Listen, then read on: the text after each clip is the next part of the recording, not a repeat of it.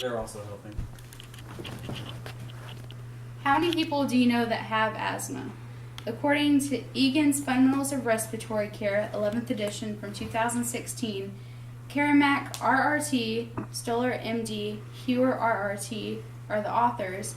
It states that asthma is a clinical syndrome characterized by airway obstruction, which is partially or completely reversible and is reversible either spontaneously or with treatment.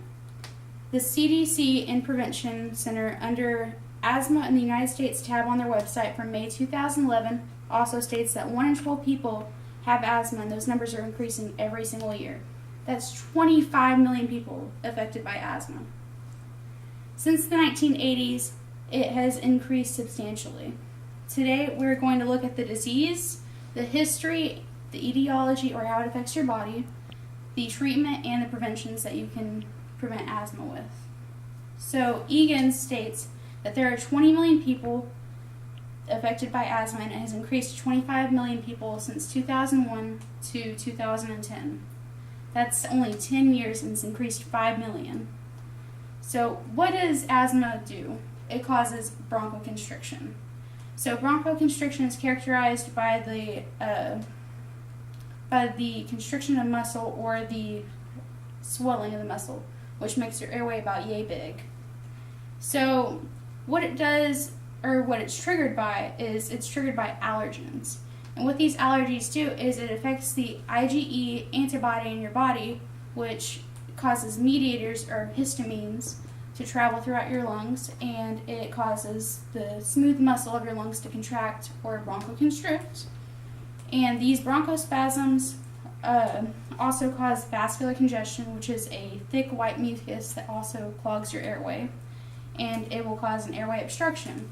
With airway obstruction, it causes more air to go in than coming out, which causes hyperinflation of your lungs.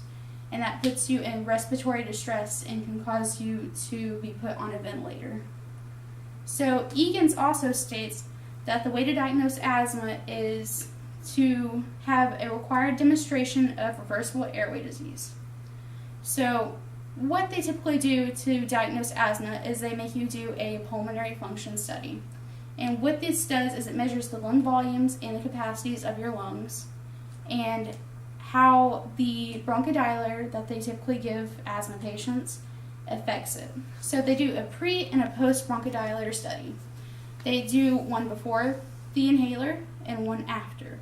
And then typically the way you can tell if it's a reversible obstruction is a 12% increase in that. So now that we've discussed how it affects your body and how you diagnose it, we're going to discuss different studies that state how you can prevent asthma.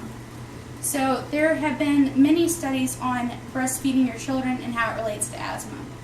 So I know UT Health has done a study that says that if you breastfeed your children, it gives them more of a chance to not have asthma whenever they get older.